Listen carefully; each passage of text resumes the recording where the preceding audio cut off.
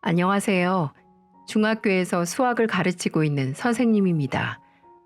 학교에서 아이들을 가르치다 보면 말썽꾸러기 녀석들 때문에 진이 다 빠질 때도 있지만 지금은 아이들의 미래가 어떻게 될지 누구도 모르는 시기잖아요. 그래서 최선을 다해 아이들을 지도하려고 노력하고 있습니다. 40대인 저도 긴 인생을 살진 않았지만 사람 인생이라는 게 어떻게 될지 모르는 거잖아요. 칠판에 적힌 수학 공식을 보면 두드러기가 난다는 학생이 훗날 큰 기업의 사장이 되어 있을지도 모르고 매일같이 친구들과 툭탁거리는 녀석이 나중에는 남을 먼저 생각하는 훌륭한 인물이 되어 있을지도 모르죠. 인생은 수학 문제의 정답처럼 정해져 있지 않기에 사람은 죽는 날까지 노력하고 바르게 살아야 한다고 생각하고 있습니다. 굳이 이런 말씀을 먼저 드리는 이유는 얼마 전 제가 겪은 특별한 경험 때문입니다. 아직도 가슴을 먹먹하게 만드는 그 경험을 여러분들과 공유하기 위해 이렇게 글을 써봅니다. 전 30대 후반이 돼서야 결혼을 할 수 있었습니다. 아내는 제 대학교 후배였는데 그 친구 역시 학원에서 아이들을 가르치는 수학 강사였는데요. 제법 실력이 있는 편이어서 학원과 학부모들께 인기가 있는 선생님이었죠. 그 친구를 다시 만난 건 대학 동문 모임에서였어요. 십수년이 지난 후에야 다시 보게 된 셈이었는데요. 귀여운 단발머리에 초롱초롱한 눈빛을 가지고 있던 그 친구가 이젠 노련한 수학 강사가 되어 있다는 게 좀 놀라웠죠. 그 친구 역시 절 한눈에 알아보며 이렇게 말을 하더군요. 선배는 딱 학교 수학 선생님 될 줄 알았다니까요. 대학생 때부터 뒷짐을 지고 다녔잖아요. 그래서 그때도 선배는 학교 선생님이 참 잘 어울리겠다. 그렇게 생각을 했어요. 피익하고 웃음을 터뜨리며 말하는 그 친구가 제 마음속에 쏙 들어오더군요. 지적이면서도 순수한 그 친구에게 자꾸 눈길이 갔습니다. 그렇게 우린 서로에게 호감을 느끼면서 연애를 시작했어요. 그리고 곧 결혼도 하게 되었고요. 전 안정적인 공무원이었고 아내는 잘 나가는 수학 강사였으니 얼마나 이상적입니까? 경제적으로도 튼튼했고 서로 생각하는 가치관이나 취미생활까지 비슷했으니까 더할 나위 없이 완벽한 부부라고 생각했어요. 예를 들자면 전 치킨을 시키면 닭다리만 찾는데 아내는 퍽퍽한 가슴살을 제일 좋아하거든요. 서로 원하는 부위를 마음껏 먹을 수 있으니 얼마나 좋습니까? 두 사람 모두 소주는 싫어하고 맥주만 좋아했으니 술 종류가 갈릴 일도 없었죠. 저도 아내도 같은 야구팀을 응원하니까 야구 때문에 싸울 일도 없었고요. 이런 사소한 것들까지 잘 맞으니까 우리 부부는 작은 다툼 없이 잘 지낼 수 있었죠. 그렇게 우리 행복은 영원할 것만 같았어요. 늦은 나이에 결혼을 했지만 잘 맞는 여자를 만났다는 것에 안도감을 느꼈습니다. 하지만 사람을 속이려고 작정하면 얼마든지 속일 수 있다는 사실을 전 아내 덕분에 확실히 배울 수 있었어요. 아직도 신혼의 단꿈이 깨지 않은 결혼 2년 차쯤이었을 겁니다. 학원에서 회식을 하고 온 아내가 술에 취해서 금세 골아 떨어지더라고요. 그런데 아내 핸드폰이 울려서 무신고 봤더니 웬 남자한테서 이상한 내용의 메시지가 온 게 아니겠어요? 아내의 이름을 다정히 부르며 오늘 즐거웠다는 둥, 좋은 꿈을 꾸라는 둥, 그냥 아는 동료라고 하기엔 심상치 않은 내용을 태연하게 보내는 겁니다. 순간 전 아내의 외도를 직감했어요. 그리고 아내의 핸드폰을 뒤져 지금까지 그 남자와 주고받은 메시지들을 쭉 훑어보았죠. 정말 눈뜨고 볼 수 없을 만큼 가관이더라고요. 아내는 마치 그 남자와 애인이라도 된 것처럼 낯뜨거운 대화들을 주고받았더군요. 엄청난 배신감에 다리가 후들거릴 정도였어요. 아무것도 모르고 쿨쿨 잠만 자는 아내를 보며 지금까지 제가 어떤 여자와 살았던 건지 큰 회의감이 들었습니다. 밤새 뜬 눈으로 고민을 하던 저는 이튿날 잠에서 깬 아내에게 물었어요. 핸드폰에 남아있는 메시지들을 보여주며 그 남자와 무슨 관계인지 따졌죠. 아내 얼굴빛이 사색이 되더니 사시나무 떨듯이 몸을 바들바들 떨기까지 합니다. 아내는 털썩 무릎을 꿇으며 두 손이 발이 되도록 빌더군요. 아내는 순순히 자신의 죄를 고백했어요. 아내와 같은 학원에서 근무하는 강사랍니다. 아내보다 무려 5살이나 어렸고요. 자기가 정신이 나간 것 같다며 한 번만 용서를 해달라고 빌더군요. 기가 막혀서 말이 다 나오질 않았습니다. 결혼 2년 만에 바람을 피우는 여자가 어디 있습니까? 더 어처구니가 없는 건 아내가 임신 중이란 사실이었어요. 제 아내는 정신 나간 여자가 분명합니다. 여보, 나 정말 미쳤던 것 같아. 나도 내가 왜 그랬는지 모르겠어. 내가 잘못한 거 맞아. 나 때려 죽일 년도 맞고. 하지만 여보, 뱃속에 있는 애 생각해서 정말 딱 한 번만 봐주면 안 될까? 내가 평생 사죄하는 마음으로 살게. 어? 아내가 그렇게 용서를 구했지만 솔직히 전 조금도 고민하지 않았어요. 이 여자와 1년을 살았든 10년을 살았든 뱃속에 아이가 있든 없든 한 번 배신한 사람과는 살고 싶지 않았거든요. 부부라는 인연이 얼마나 귀하고 소중한지 잘 압니다. 하지만 그 인연을 먼저 깨뜨린 건 아내였으니까요. 굳이 그런 사람과 부부라는 이름으로 엮이고 싶지 않았습니다. 두말할 필요도 없이 이혼이 맞습니다.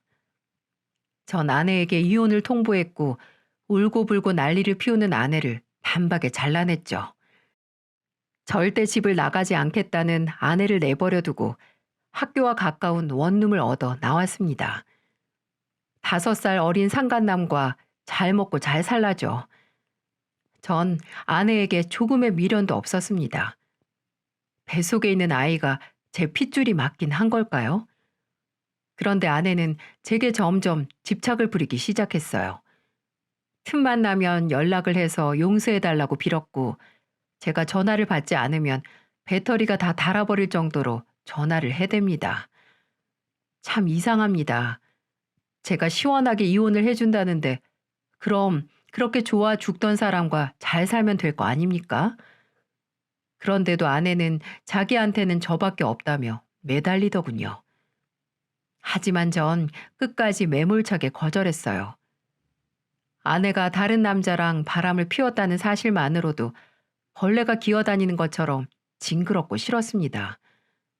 그런 여자와 한 입을 덮고 살고 싶진 않았어요. 전 아내의 연락을 무시하며 제 나름대로의 일상을 유지하려고 노력을 했죠.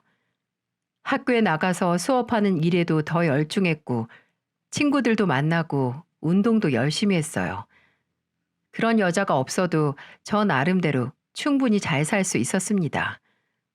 그런데 이 여자가 정말 무슨 생각으로 그러는지 점점 선을 넘기 시작하더라고요.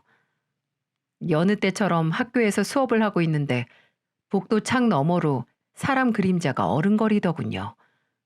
처음에는 학생을 찾아온 학부모님인가 싶었죠.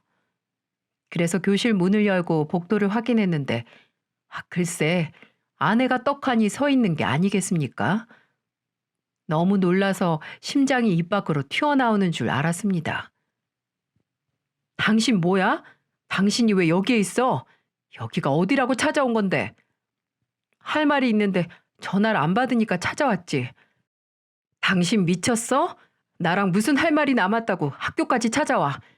정말 이럴 거야? 경찰에 신고를 해야 정신을 차리겠어? 여보, 진정하고 내 말 좀 들어줘. 내가 잘못했다고 하잖아. 어떻게 해야 당신 화가 풀리는 건데, 어? 나 화 안 났어. 그냥 이제 사람을 믿지 못하게 된 것뿐이야. 그러니까 이제 그만 좀 해. 그냥 편하게 각자 인생 살자고. 넌 네가 좋아하는 사람 마음껏 만나면서 살아. 그럼 되잖아. 내가 좋아하는 사람이 당신이니까 그렇지. 왜 내 마음을 이렇게 몰라? 아내와 실랑이를 벌이니 학생들이 웅성거렸어요. 저는 일단 아내 보고 학교 밖에서 기다리라고 말을 하고 서둘러 수업을 마쳤죠. 아내는 항상 이런 식이었어요. 바람도 멋대로, 용서도 멋대로, 뭐든 자기 멋대로 해야 직성이 풀리는 여자였어요. 사람이 싫어지더군요. 이젠 사람과 관계를 한다는 게 무서워질 정도였어요. 한때는 제 반쪽이 틀림없다고 생각한 여자였습니다. 전생에서도 죽을 때까지 사랑한 부부일 거라고 확신했죠. 그랬던 여자가 이렇게 진절머리 나게 싫어질 줄은 꿈에도 몰랐습니다. 아내에게 아무리 알아듣게 설명을 해도 고집을 꺾지 않더군요. 아내를 겨우 떼어놓고 집으로 돌아왔는데 또 아내에게서 문자가 날라왔어요. 제가 용서를 해줄 때까지 집으로 찾아오겠답니다. 한숨이 절로 나오더군요. 아내는 제가 어디서 머물고 있는지 그 사이 몰래 뒤를 밟았나 봅니다. 결국 확실한 결단을 내려야 했죠. 집착을 넘어 스토킹 수준까지 번져버린 아내 행동에 지쳐갔어요. 경찰에 신고도 해봤지만 전화나 문자를 많이 한다는 이유로 경찰이 할 수 있는 건 많지 않다고 합니다. 스토킹으로 인한 사생활 침해로 고소를 하는 방법도 있지만 스토킹을 입증할 확실한 물증이 없다면 승소 확률이 거의 없다고도 하더군요.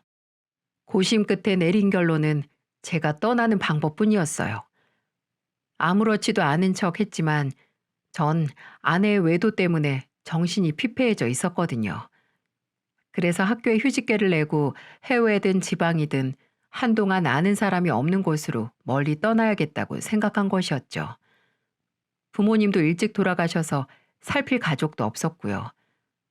무엇보다도 인연이라는 이름 때문에 큰 상처를 받은 제겐 사람과 부대끼지 않는 곳에서의 쉼이 필요했습니다.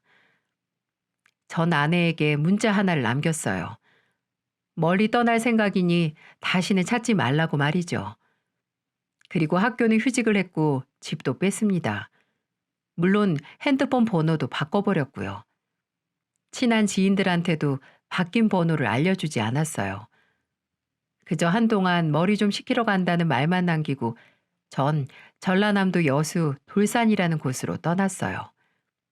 방죽표 해변이라고 어렸을 적 부모님과 더위를 피해 피서를 온 곳이었죠. 병으로 돌아가신 부모님의 기억이 남아있는 곳이라 그런지 왠지 이곳에 머물고 싶더라고요. 그렇게 한동안 돌산에서 지냈습니다. 바다도 보고 바람도 느끼고 생각도 했죠. 사람한테 받은 상처가 씻기기를 바라며 그렇게 홀로 시간을 보냈어요. 여느 때처럼 아침 해가 뜨는 걸 바라보며 해변을 걷고 있었는데요. 바로 그 순간이었어요. 몇 달 동안이나 울리지 않았던 휴대폰에서 문자가 오는 알림 소리가 나지 않겠어요? 아무도 제 번호를 모르는데도 말입니다. 휴대폰을 열어보니 문자 메시지가 하나 와 있더라고요.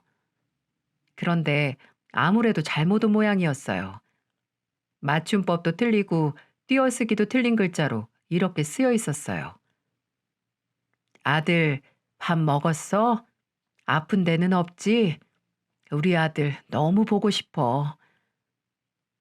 짧은 그 어설픈 문장에는 오직 단 하나의 감정이 배어 있더군요. 그리움. 아들을 그리워하는 부모님의 마음이 오롯이 담겨 있었어요. 저랑 전혀 관계가 없는 주인 잘못 찾은 문자였지만 괜스레 제 마음이 울컥하는 겁니다. 먼저 가신 부모님 생각도 나고 어떤 아들인지 얼른 전화라도 걸라고 말하고 싶은 마음도 들었습니다. 딱 거기까지였어요. 잠시 울컥거리는 마음을 진정시키곤 휴대폰을 주머니에 쑤셔 넣었죠. 누군진 모르지만 그 아들은 호강에 겨웠다고 생각했어요. 그래도 자기를 그리워하는 부모님이라도 계시잖아요. 그렇게 그날은 촉촉해진 감정을 털어내곤 잊어버렸죠.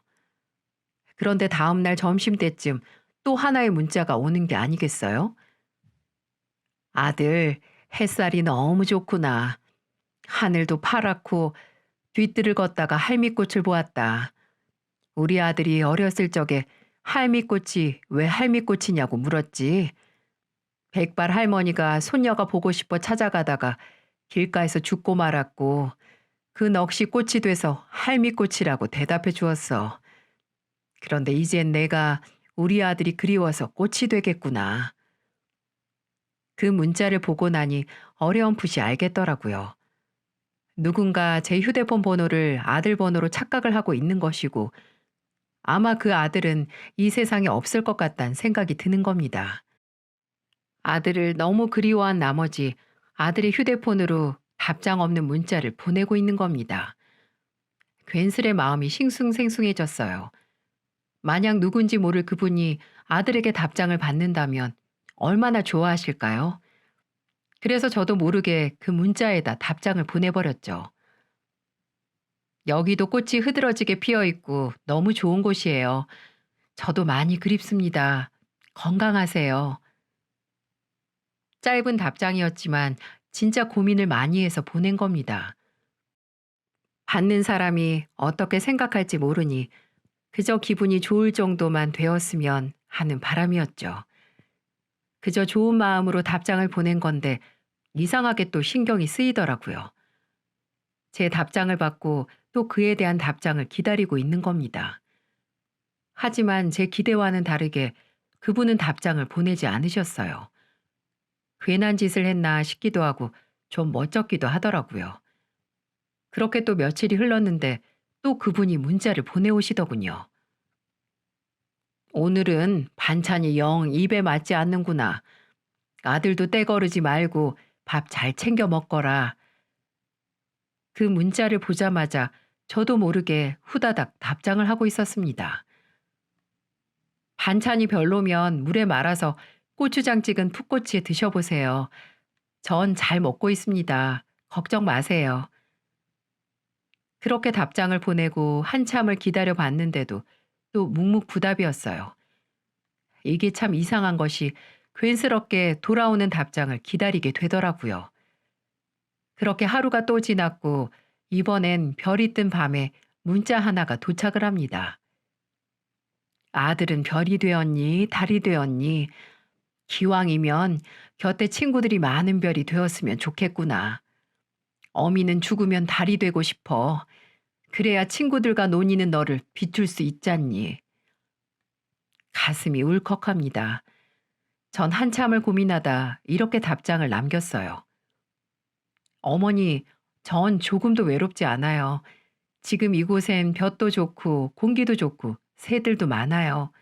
그러니까 어머니는 아주 늦게 오셔도 좋아요. 건강하세요. 그렇게 마음을 전달하고 기다려봤지만 역시나 답장은 오지 않았습니다. 많은 생각이 들었어요.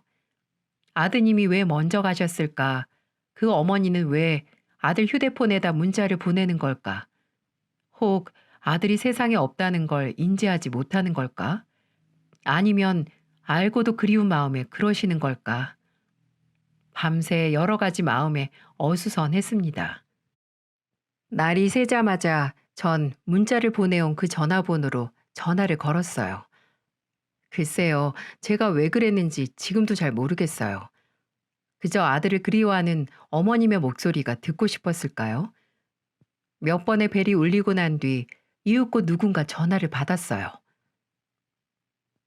여보세요? 안녕하세요. 다름이 아니라 뭐 좀 여쭙고 싶은 게 있어서 전화를 드렸는데요. 혹시 제게 문자를 보내신 분이신가요? 그러자 전화를 받은 상대가 반색을 합니다. 아이고, 허튼 문자를 받고도 꼬박 답장을 주신 분이시구나. 감사해요. 그러니까 이게 어떻게 된 거냐면, 전화를 받으신 분은 제게 문자를 보낸 분의 요양보호사 되시는 분이랍니다. 요양보호사분은 제게 찬찬히 설명을 해 주었어요. 그러니까 병동에 입원해 계신 할머님이 아들 번호로 문자를 간혹 보내시는데 치매를 앓고 계셔서 본인이 했던 일을 잘 기억하지 못한다는 거였어요. 어떨 때는 정신이 맑았다가도 또 어떨 때는 세상 천진난만한 표정으로 사람을 알아보지 못하고 눈을 껌뻑거리신답니다. 그래서 아들에게 보낸 문자에서 답장이 돌아오면 요양보호사님이 대신 읽어드리곤 했다는 거였죠. 그럴 때마다 할머님은 고개를 끄덕이며 우리 아들이 잘 있구먼 하고 흐뭇한 미소를 지으신다는 거예요. 그 말씀을 듣자마자 왠지 그분을 뵙고 싶다는 생각이 불쑥 들었습니다. 요양보호사님께 미리 양해를 구한 뒤 뭔가에 이끌리듯 그 할머님을 찾아뵈었죠. 그곳은 여수에서 멀지 않은 남원에 위치한 호스피스 병동이었어요. 여러분들도 잘 아시겠지만 그곳에 계신 분들은 얼마 남지 않은 여생을 최대한 편안하게 지내는 곳이죠. 병을 앓고 있는 할머님 역시 마찬가지인 모양이었어요. 제가 처음 할머님을 뵈었을 땐 할머님은 고나게 주무시고 계셨어요.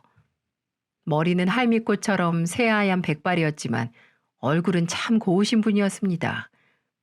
제게 괜히 미안해하시는 요양보호사님이 이런 말을 하시더군요. 하필 할머님이 잠드셨을 때 도착을 하셨네. 이를 어쩌지? 괜찮아요. 이렇게 얼굴만 봐도 상관없어요. 어차피 할머님은 제가 누군지도 모르시는데요, 뭘. 할머님이 치매에다가 암도 있으셔서 요새 잠을 더 많이 주무세요. 자다가 깨셔서는 정신이 멀쩡할 때도 있고 아닐 때도 있고 나도 할머님 보살펴드린 지가 벌써 1년도 넘었는데 이제 정이 들어서 당최 곁을 떠날 수가 있어야지. 에휴. 아, 그러시는구나. 5년 전에 교통사고로 아들 며느리 그리고 손자까지 한꺼번에 잃고 건강이 급격하게 악화가 되셨어요. 영감님도 그 충격으로 진직에 돌아가셨고 알고 보면 참 불쌍한 노인네야. 아이고 억센 팔자야. 요양보호사님에게 대충 들은 할머님의 상태는 별로 좋지 않았습니다. 치매도 치매였지만 암 진단을 받으시곤 호스피스 병동으로 옮겨오신 거였죠. 전이의 범위도 심했고 워낙 고령이셔서 치료가 불가능하다는 진단을 받으신 겁니다. 처음엔 6개월 정도를 사실 거란 말씀을 들으셨대요. 하지만 어쩐 일인지 할머님은 1년 넘게 버티고 계셨던 것이었죠. 역시 아들이 먼저 세상을 떠났던 것이었습니다. 그런 할머님은 아들에 대한 그리움을 문자로 남아 달랬던 것이겠죠. 그리고 제가 그 문자에다 답장을 보낸 거고요. 총각이 보낸 답장을 내가 읽어드리면 할머님이 눈물 맺힌 눈으로 고개를 끄덕이면서 좋아하세요. 그래서 내가 이름 모를 총각한테 참 고마워했었지. 정말 고마워요. 아닙니다. 저도 돌아가신 어머니 생각이 나서 그랬어요. 그래서 일부러 여기까지 온 거고요. 저도 좋아서 한 일이에요. 아이고, 그랬구나. 요양보호사님을 직접 보며 대화를 나누어 보니 그분도 참 정이 많으신 분 같더라고요. 가족을 모두 잃은 할머님의 기구한 운명은 안타까웠지만 그래도 마지막 곁을 지켜주시는 분이 좋으신 분이라 다행이라는 생각이 들었어요. 그렇게 얼마간 이야기를 나누고 자리에서 일어나려는 순간 할머님이 부스스 잠에서 깨시더라고요. 요양보호사님이 얼른 저를 가리키며 할머니께 말했어요. 마침 잘 일어나셨네. 할머니, 저 총각이 할머니한테 답장 보낸 사람이래요. 어? 할머니가 아드님한테 문자 보내시잖아, 문자. 그럼 조금 있다가 아들한테서 답장이 오잖아요. 그 문자를 저 총각이 보낸 거라고. 할머니 마음 좋으시라고. 아. 할머님이 눈을 껌뻑거리며 절 유심히 보십니다. 그러면서 제게 가까이 오라고 손짓을 하시더라고요. 전 할머님 곁으로 가서 두 손을 꼭 잡아드렸죠. 할머님이 쉰 목소리로 제게 말을 합니다. 고마워.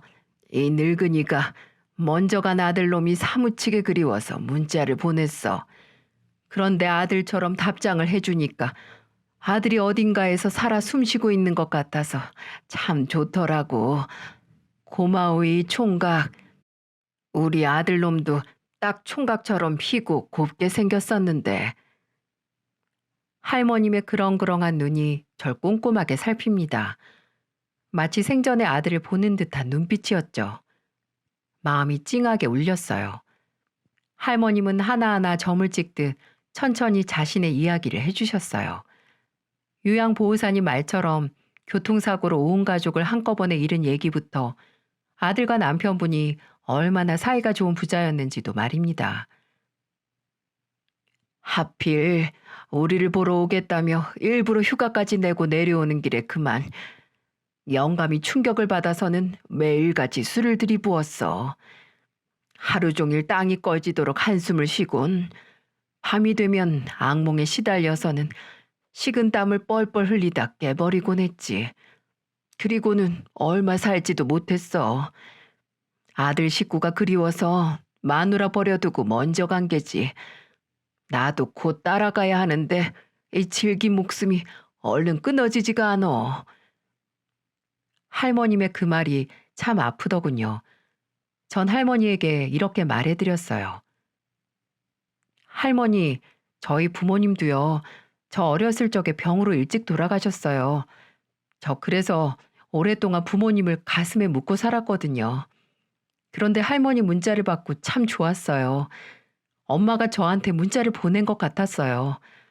그러니까 할머니, 그냥 저 아들이라고 생각하고 마음껏 문자 보내세요. 저도 우리 엄마라고 생각하고 답장 보낼게요. 그럼 서로 좋잖아요. 어때요? 제 말에 할머님이 미소를 지으시더군요. 우린 그렇게 하기로 약속을 하고 헤어졌습니다. 아들, 오늘은 뭐에다가 저녁 먹었어? 우리 손자도 밥 잘 먹었니? 네, 엄마. 오늘은 집사람이 더덕을 구워주었어요. 그걸 먹은 준영이는 왜 어른들은 쓰고 매운 걸 먹냐고 하는 거예요. 집사람이랑 얼마나 웃었는지 몰라요. 갑자기 비도 많이 오고 바람도 많이 부네. 거기도 그렇지? 공기가 차니까 옷 따시게 입고 다녀라. 네, 걱정 마세요, 엄마. 조만간에 한번 찾아갈게요. 집사람도 엄마가 많이 보고프대요. 아들, 오늘 너 어렸을 적 사진을 꺼내 보았단다. 말도 빨리 하고 글도 참 빨리 배웠지. 동네 아줌마들이 서울대 갈 거라고 얼마나 부러워했는데. 서울대는 못 갔지만 엄마 덕분에 바르고 건강하게 컸잖아요. 그래서 늘 감사드려요. 고마워요, 엄마. 저희 두 사람은 한동안 그런 문자를 주고받았습니다. 할머님이 진짜 아들의 답장을 받는 것처럼, 그리고 저는 진짜 엄마에게 문자를 받아보는 것처럼 말이죠. 그리고 간혹 할머님이 계신 병원에 찾아가 말동무도 해드리고 안마도 해드렸어요. 제가 들릴 때마다 할머님은 절 알아보실 때도 있고 그렇지 않을 때도 있었어요. 하지만 상관없었습니다. 절 못 알아보실 땐 다시 새롭게 인사를 하고 소개하면 되는 일이었으니까요. 그럼 할머님이 인자한 미소와 함께 고개를 끄덕이며 말합니다. 총각 생긴 게 우리 아들을 꼭 닮았노. 코도 오뚝하고 눈도 크고 똑같다 똑같어. 처음은 할머님의 안타까운 사연에 마음이 좋지 못해서 시작한 일이었어요. 왜 그랬는지는 모르겠지만 제 작은 친절이 할머님에겐 큰 위로가 될 수 있을 것 같단 생각을 했던 것 같네요. 하지만 저 역시 할머님과 문자를 주고받으면서 정말 많은 위로를 받았답니다. 오랫동안 잊고 있던 부모님의 사랑도 느꼈던 것 같고요. 사람에게 받은 상처 또한 조금씩 치유되는 걸 느꼈죠. 그렇게 꼬박 몇 달간을 할머님과 소통을 이어갔습니다. 요양보호사님도 요새 할머님 안색이 부쩍 많이 밝아지셨다면서 아주 좋아하시더라고요. 참 다행이었어요. 시한부 판정을 받은 할머님이 건강하게 지낸다는 소식에 괜스레 울컥하는 마음이 듭니다. 전 할머님이 몇 년이고 더 사셨으면 좋겠다는 희망을 가졌죠. 할머님이 계시는 동안 전 얼마든지 아들 노릇을 해드릴 준비가 되어 있었으니까요. 할머님이 잘 드시는 호떡을 사가지고 면회를 갔습니다. 그날따라 유독 정신이 맑으시더라고요. 환한 웃음으로 절 반기며 포근하게 안아주시더군요. 오늘따라 총각이 왜 이렇게 반가운지 모르겠네. 에이, 저 총각 아니라니까요. 자꾸 총각이라고 부르시면 사람들이 저 진짜 총각인 줄 알아요. 마누라가 바람나서 이혼했다며? 마누라 없으면 총각이지. 물론 새 총각은 아니고 헌 총각이지만. 안 그래? 아유, 짓궂기도 하셔라. 오늘따라 우리 어머니가 왜 이렇게 힘이 펄펄 나실까? 그러게, 이상하게 오늘 기분이 참 좋으네. 안색도 좋고 목소리도 좋았습니다. 제가 사온 호떡도 참 맛나게 드셨고요. 그런 할머니를 가만히 보고 있자니 저도 참 좋더라고요. 그렇게 할머니랑 시간을 보내고 일어나려는데 할머니가 절 부르며 이런 말씀을 하시는 거예요. 그동안 참 고생했어. 네? 무슨 고생이요? 우리 아들 노릇하느라 고생했다고. 어떨 때는 진짜 우리 아들 같아서 너무 좋았어. 그래서 총각한테 참 고마워. 이제 우리 진짜 아들을 만나게 되면 오히려 총각이 그리워질 것 같아. 에이, 그럼 오래오래 사시면 되죠. 아드님은 한참 있다가 만나시고요. 그럴까? 전 할머니의 등을 포근하게 쓸어드리고는 발걸음을 돌려 숙소로 돌아왔어요.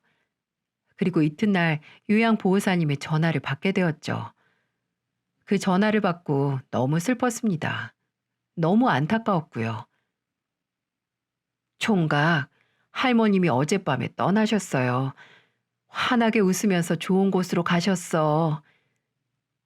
눈물샘이 고장이라도 난 것처럼 눈물이 쉼없이 흐르더군요.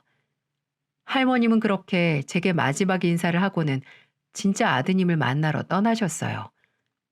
딱히 가족이 없던 할머님은 생전 장례를 어떻게 치르라고 요양보호사님에게 미리 언지를 주었던 모양이었어요. 그래서인지 요양보호사님은 마치 큰 따님처럼 묵묵히 할머님의 장례를 알아서 준비를 하셨더군요. 그리고 제게 이런 부탁을 하셨습니다.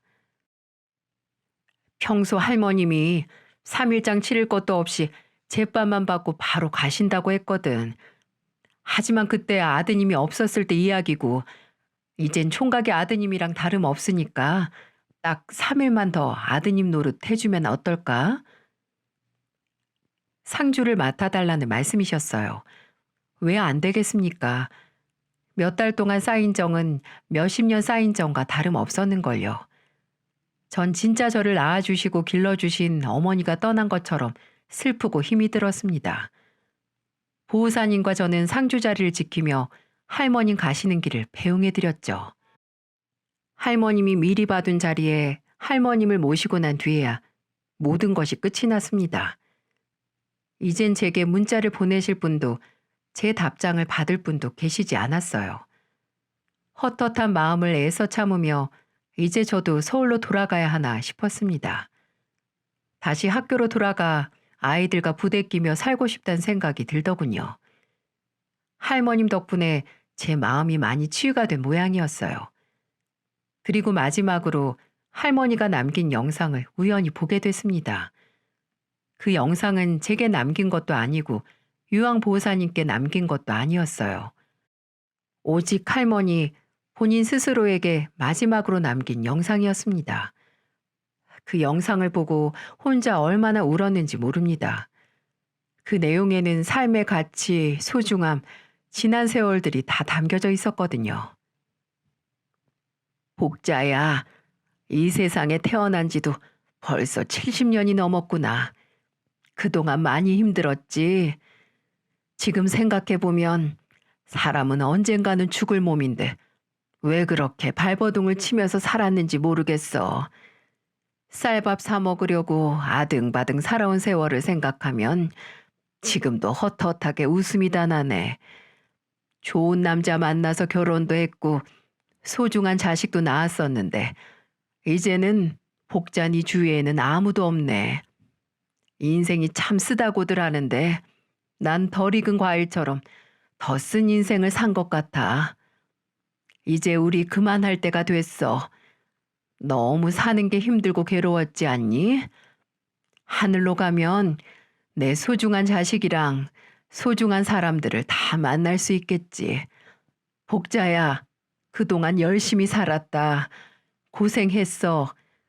이젠 모든 걸 내려놓자구나.